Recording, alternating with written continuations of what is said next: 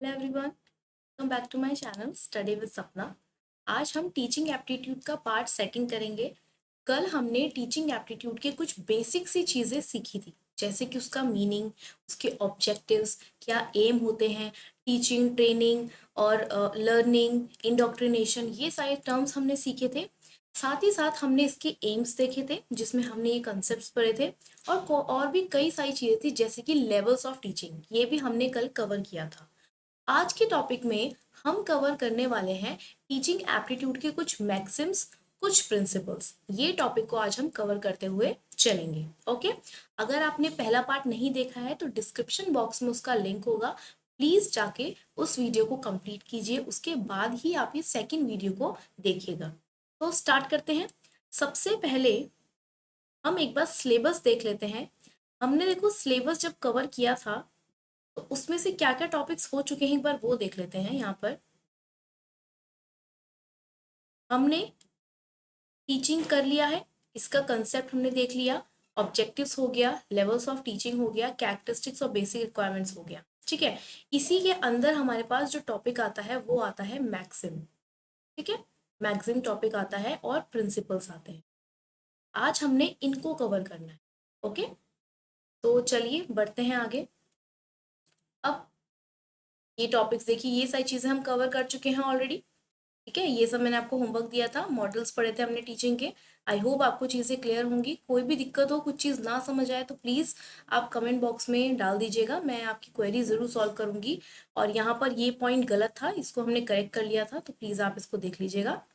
और इसका आंसर आप लोगों ने मुझे बताना था। मैंने आपको कमेंट बॉक्स में कहा था कि आप कमेंट बॉक्स में अपना आंसर डाल दीजिएगा। तो चलिए सॉल्व करते हैं। देखिए, सबसे पहले हम यहाँ से पढ़ना शुरू करते हैं, क्योंकि यहाँ पे बड़े बड़े स्टेटमेंट्स हमें दिए हैं। So problem raising and problem solving, मैंने कल आपको बताया था कि भैया आप ऐसे लेवल पे पहुंच गए हो कि आप चुटकियों में प्रॉब्लम सॉल्व कर दोगे। तो प्रॉब्लम सॉल्विंग हमने किस में देखा था? रिफ्लेक्टिव लेवल में। ठीक है, तो मुझे पता है डी का जो आंसर होगा वो होगा 1। ओके, सो डी का 1 किसी में दिख रहा है आपको? ये लो, ये तो यहीं पे मिल गया, तो इसका आंसर हो जाएगा सी।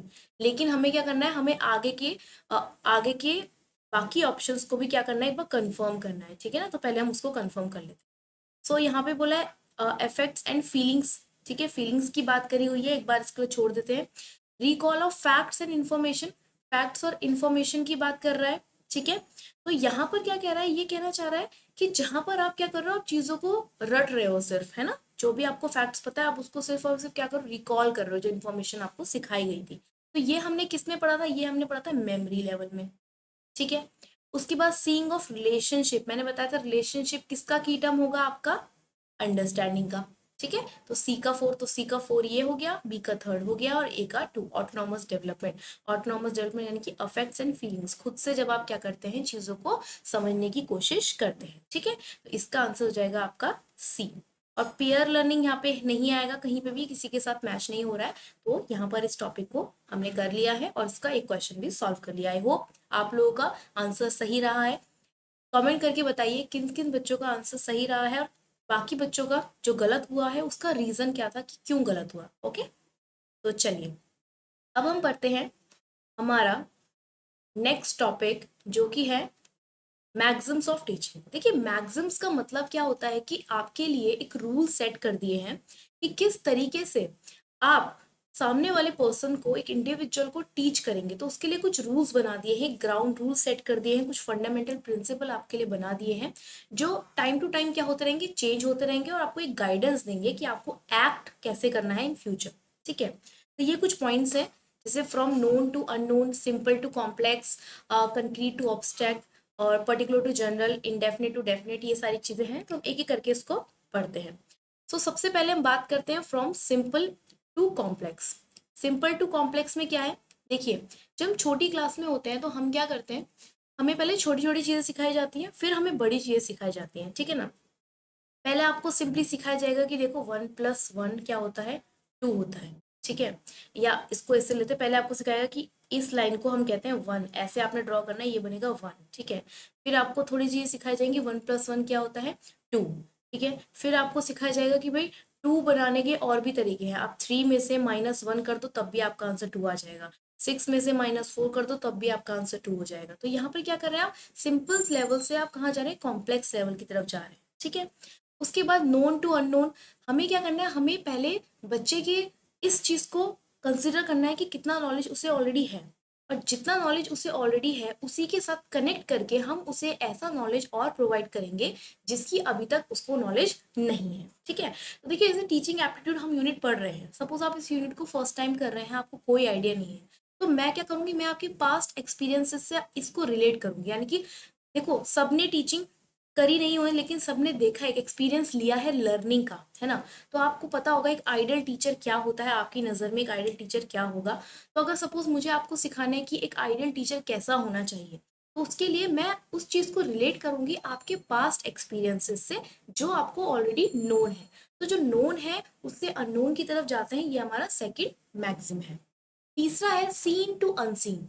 देखिए सीन टू अनसीन का मतलब भी वही है, नोन टू अननोन, कि आप क्या करेंगे, अपने प्रेजेंट पास्ट फ्यूचर सबको कनेक्ट करेंगे, आप अपने प्रेजेंट को अच्छे से अंडरस्टैंड करेंगे ताकि आप क्या कर सकें, आप अपने फ्यूचर को और बेटर कर सके। तो seen to unseen. Concrete to abstract. Concrete to abstract का मतलब क्या है, कंक्रीट टू एब्स्ट्रैक्ट का सिंपल सा मतलब है, कंक्रीट का मतलब है जिन ऑब्जेक्ट्स के साथ आप फेमिलियर हैं, जिनके साथ आपने ऑलरेडी अपनी मेंटल कंडीशंस को डेवलप कर लिया है, आप जिनके साथ ऑलरेडी फेमिलियर हैं, उनकी हेल्प से आप क्या करेंगे, आप एब्स्ट्रैक्ट की तरफ जाएंगे, यानी कि अब आप इमेजिनेशन की तरफ जाएंगे। ठीक है, फ्रॉम पर्टिकुलर टू जनरल, एक पर्टिकुलर पॉइंट से आप जनरल की तरफ जाएंगे। ठीक है, पर्टिकुलर टू जनरल का मतलब क्या है, जहाँ पे आप इंडिविजुअल इंडिविजुअल पॉइंट्स को लेते हैं और उसके बेस पे आप जनरलाइज करते हैं चीज़ों को। जैसे कि मैंने कहा कि आप मल्टीप्लाई करेंगे 2 और 2, तो ये कितना आएगा, 4। ठीक है, उसके बाद मैंने कहा कि अगर आप मल्टीप्लाई करेंगे 3 × 2 कितना आएगा, 6। अगर आप मल्टीप्लाई करेंगे 4 × 1 कितना आएगा, अगर आप मल्टीप्लाई करेंगे 3 × 5 तो कितना आएगा, 15। क्या आपने एक चीज नोटिस करी कि जब मैं दो इवन नंबर्स को मल्टीप्लाई करें तो आंसर भी इवन आ रहा है। ठीक है, अगर किसी में एक भी इवन नंबर है तो भी आंसर कितना आ रहा है, इवन। अगर किसी में एक इवन है एक ऑड है तब भी आंसर कितना आया, इवन। लेकिन अगर मैंने दोनों ही नंबर्स कैसे ले लिए, ऑड ले लिए, तो मेरा आंसर कितना आया, 15। तो यहाँ से मैंने एक थ्योरी बना दी कि जब भी हम किसी इवन नंबर को मल्टीप्लाई करते हैं तो हमारा आंसर भी इवन आता है। अगर किसी न्यूमेरिकल इक्वेशन में इवन नंबर इंक्लूडेड है तो हमेशा आंसर इवन आएगा।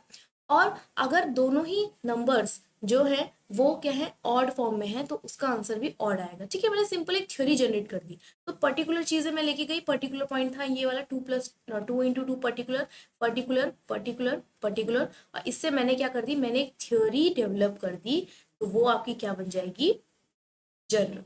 ठीक है, next, from whole to part. Whole to part का मतलब है कि पहले किसी भी चीज को हमें एक कंप्लीट देखना है, उसके बाद उसके पार्ट्स करने। ठीक है, जैसे कि मैं आपको बोलूँ कि भाई आपके टीचिंग एप्टीट्यूड एक यूनिट है और पेपर 1 में एक्चुअल में आपके पास कितनी यूनिट्स हैं, 10 यूनिट्स हैं। तो आपने एनालाइज कर लिया कि अच्छा पेपर 1 में 10 यूनिट्स है, तो क्या पेपर 1 की 10 यूनिट्स आप एक साथ पढ़ने लग जाओगे, शुरू थोड़ा सा यहाँ थोड़ा सा यहाँ थोड़ा सा, नहीं। आपने सुन लिया कि हाँ 10 यूनिट्स हैं, अब आप क्या करेंगे, आप एक एक यूनिट्स को एनालाइज करेंगे। ठीक है, अब आप देख रहे हैं कि हाँ एक यूनिट टीचिंग एप्टीट्यूड है, एक रिसर्च एप्टीट्यूड है, कम्युनिकेशन है ना। आप एक एक करके चीजों को पढ़ेंगे पढ़ेंगे तो आपने क्या करा, होल टू पार्ट, यानी कि जो एकदम से कंप्लीट होल आपके पास दिया हुआ था, कंप्लीट चीज दी हुई थी, अब आप उसको धीरे धीरे एज अ पार्ट क्या कर रहे हैं, एनालाइज कर रहे हैं। Okay, next is from indefinite to definite. From indefinite to definite का क्या मतलब है, देखिए आपके माइंड में बहुत सारी चीजें होती हैं, कुछ ऐसी चीजें होती है जो आपके एम को अचीव करने के लिए जरूरी नहीं होती। तो हम क्या करेंगे, हम उन चीजों पे फोकस करेंगे जो आपके एम को अचीव करने के लिए जरूरी है। तो फ्रॉम इनडेफिनेट चीजें, यानी कि आपको इतनी सारी चीजें पता है, लेकिन उसमें से मैं आपको सिर्फ वो चीजों पे फोकस, आपका फोकस इंप्लीमेंट करवाऊंगी, फोकस डालूंगी जो आपके लिए इंपॉर्टेंट है। तो इनडेफिनेट मतलब बहुत सारा पता है, उसमें से सिर्फ हम उतना ही नॉलेज अपने लिए रखेंगे जो हमारे लिए यूजफुल है। So indefinite to definite. From psychological to logical, कुछ चीजें देखो हमारे माइंड में बस ऐसे ही डाली होती है, लेकिन हमें उसके पीछे का लॉजिकल ऑर्डर कब समझ आता है, जब धीरे धीरे बड़े होने लगते हैं। ठीक है, तो from psychological to logical. Analysis to synthesis, same चीज है। एनालिसिस का मतलब क्या होता है, चीजों को ब्रेक करके स्टडी करना, एंड सिंथेसिस का मतलब क्या होता है, उन चीजों को ऐड करना। ठीक है, जैसे कि अभी हमने पीछे सीखा So analysis and synthesis. So analysis means dividing problems into constituent parts and synthesis means to understand by connecting the knowledge acquired through analyzing the parts. ठीक है, synthesis मतलब analyzing the parts, जो भी आपने parts को analyze किया है उसे आप जोड़ने के बाद क्या करेंगे, analysis जो आपने किया था उसको जोड़ने के बाद आप क्या करेंगे, synthesis करेंगे.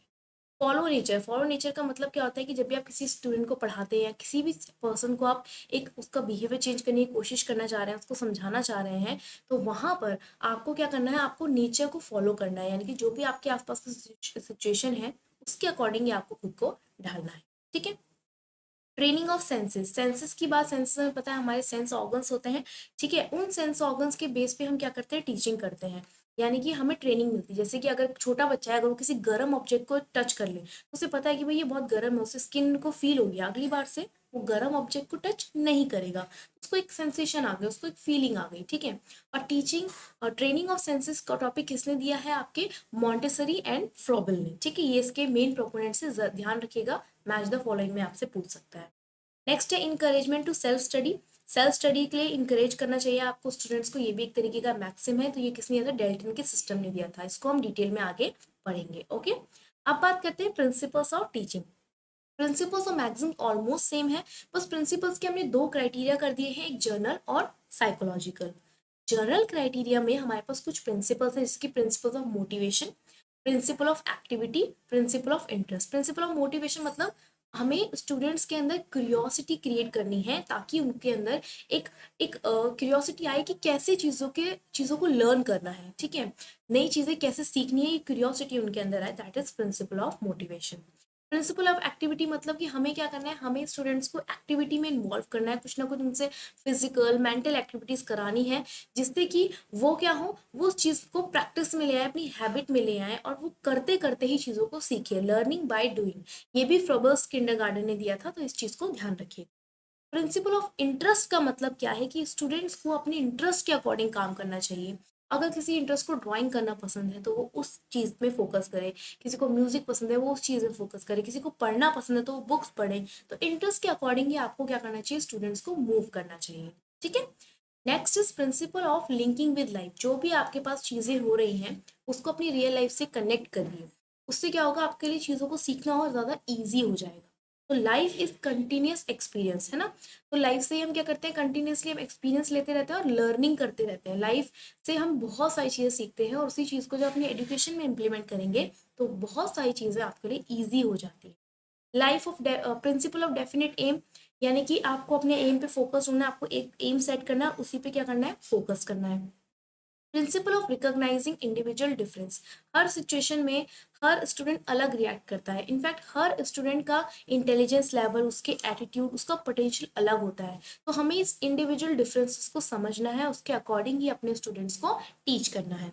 Principle of selection. Principle of selection का मतलब है कि हमें सेलेक्ट करना है कौन सा कंटेंट हम कब पढ़ेंगे. जैसे कि हमने इस पूरी टीचिंग एप्टीट्यूड सीरीज के लिए ऑलरेडी डिसाइड किया हुआ है कि कौन सा कंटेंट कब आएगा, कितना टॉपिक को कितना टाइम देना है और कितना वीडियो में हम क्या क्या कॉन्सेप्ट को कवर करते हुए चलेंगे. नेक्स्ट है प्रिंसिपल ऑफ प्लानिंग. प्लानिंग का मतलब क्या है कि भाई आपको चीज़ें करने से पहले, इंप्लीमेंट करने से पहले, एक्शन में लाने से पहले एक सिस्टमेटिक प्लान करना होगा. जैसे कि अगर मैं आपके सामने ये टीचिंग एप्टीट्यूड का वीडियो लेकर आ रही हूँ तो उससे पहले मैंने प्लानिंग करी होगी, मैंने पीपीटी तैयार करी होगी, आपके लिए मटेरियल बनाया होगा, इधर उधर से चीज़ें कलेक्ट करी होंगी, प्लानिंग करी, उसके बाद ही आज हम क्या कर रहे हैं, उसे इम्प्लीमेंट कर रहे हैं. ठीक है. उसके बाद हमारे पास है प्रिंसिपल ऑफ डिवीजन. चीज़ों को इजी करने के लिए हमें टुकड़ों में उसे पढ़ना चाहिए. जैसे टीचिंग एप्टीट्यूड इतनी बड़ी यूनिट है तो हम उसे टुकड़ों में पढ़ रहे हैं. पहले दिन हमने मीनिंग पढ़ा, ऑब्जेक्टिव्स पढ़ा, एम्स पढ़ा, कुछ उसके लेवल्स पढ़े, आज हम उसके मैक्सिम्स और प्रिंसिपल्स पढ़ रहे हैं. Principle of revision. Principle of revision का मतलब क्या होता है, जितना भी नॉलेज हम एक्वायर कर रहे हैं हम उसे साथ साथ रिपीट करते जाना है, इमीडिएटली इंप्लीमेंट करते जाना है, उससे सीखते जाना है. Principle of creation and recreation. हमें अपने क्लासरूम इन्वायरमेंट में चीज़ों को क्रिएट करना है, उसे रिक्रिएट करना है. एक ऑटोनोमस मतलब एक मोनोटोनस नहीं होना चाहिए चीज़ें, आप उसको क्रिएटिव तरीके से प्रेजेंट करिए. Principle of democratic dealing. Democratic dealing का मतलब क्या होता है, आप हर एक पर्सन के डिसीजंस को रिस्पेक्ट कीजिए. ठीक है. सेल्फ कॉन्फिडेंस उनके अंदर डेवलप कीजिए, सेल्फ रिस्पेक्ट उनके अंदर डेवलप कीजिए. डिफरेंट डिफरेंट एक्टिविटीज़ देकर उन्हें बताइए कि उनके अंदर क्या क्या स्किल्स हैं और कैसे वो अपनी चीज़ों पे काम कर सकते हैं. नेक्स्ट है हमारे पास साइकोलॉजिकल प्रिंसिपल्स। सो साइकोलॉजिकल प्रिंसिपल्स में आते हैं प्रिंसिपल ऑफ मोटिवेशन इंटरेस्ट। हमें क्या करना है, हमें उन्हें मोटिवेट करना है, उन्हें बताना है कि भाई आप जो ये चीज़ कर रहे हैं इसके पीछे का ऑब्जेक्टिव क्या है, क्या आपका मोटिवेशन है जो आपको उस चीज़ को करने में कंसिस्टेंट रखेगा। प्रिंसिपल ऑफ रिक्रिएशन, हमें पता है हमें दोबारा से चीज़ें रिक्रिएट करनी है, मोनोटोनस नहीं होना है, स्टूडेंट्स को लर्निंग के लिए अगेन एंड अगेन प्रिपेयर करना है, ठीक है। रिपीटेशन एक्सरसाइज, सेम चीज़ हमें रिविजन करना है। Encouraging creativity and self expression, हमें क्या करना है, स्टूडेंट्स को इनकरेज करना है कि वो क्रिएटिव हों और वो अपने अकॉर्डिंग चीज़ें कर सकें और अपने आप को एक्सप्रेस कर सकें। Principle of sympathy and cooperation, students के बीच में एक ऐसा माहौल होना चाहिए कि वो एक दूसरे के साथ कनेक्ट कर रहे हैं, एक दूसरे के साथ कॉपरेट करें और एक दूसरे को हेल्प करें। प्रिंसिपल ऑफ रीइंफोर्समेंट का मतलब है अगर कोई बच्चा अच्छा काम करे उसे अवार्ड दे, अगर किसी बच्चे ने कुछ गलत किया है तो उसे समझाए और उसे मोटिवेट करे कि वो अपने आप को इम्प्रूव करे। Principle of imparting training to senses, senses को क्या करना, ट्रेन करना, ठीक है। जो हमने 5 सेंसेस पढ़े थे वही चीज़, उन्हें ट्रेन करना, उन्हें सिखाना। Principle of remedial teaching, the principle is necessary for the teacher to identify mistakes and suggest better answers to the problem. Students की प्रॉब्लम को अंडरस्टैंड करना, उन्हें सोल्यूशन बताना, बजाय उन्हें पनिशमेंट देने के उन्हें एक सोल्यूशन देना और उन्हें बताना कि वो किस तरीके से अपने आप को इम्प्रूव कर सकते हैं, ठीक है। तो ये हमारे पास कुछ मैक्सिम्स थे और कुछ प्रिंसिपल्स थे। तो ये जो टॉपिक है, छोटा सा वीडियो हमने मैक्सिम्स और प्रिंसिपल्स के ऊपर कनेक्ट किया है। और जो दूसरा हमारे पास वीडियो रहेगा उसमें हम देखेंगे क्या क्या हमारे पास चीज़ें हैं, लर्नर कैरेक्टरिस्टिक्स, कुछ मेथड्स हैं और फिर हमारे पास कुछ थियरीज हैं, वो सारी चीज़ें हम कनेक्ट करेंगे, ठीक है। तो आज के वीडियो में इतना ही, हमने सिर्फ और सिर्फ मैक्सिम्स और प्रिंसिपल्स को कनेक्ट किया है, प्रिंसिपल्स को, कंसेप्ट्स को समझने की कोशिश करी है। अगर आपको कोई भी डाउट हो तो प्लीज़ कमेंट बॉक्स में उसे डाल दीजिएगा और कोई भी दिक्कत हो तो आप उस मुझे पूछ सकते हैं, ठीक है। इससे पहले अगर आपने वीडियो नहीं देखा है तो डिस्क्रिप्शन बॉक्स में उसे लिंक होगा, मिल जाएगा आपको। टेलीग्राम चैनल ज्वाइन करने के लिए भी आप डिस्क्रिप्शन में दिए गए लिंक को क्लिक कर सकते हैं। और इसी के साथ अपनी प्रिपरेशन को स्टार्ट कीजिए and all the best for your preparation. आपको ये एग्जाम इस बार क्रैक करना ही है, पूरी मेहनत लगा दीजिए, अपनी पूरी जान लगा दीजिए और अच्छे से पढ़ाई कीजिए, ठीक है। सो मिलते हैं नेक्स्ट वीडियो में, तब तक के लिए bye bye and take care.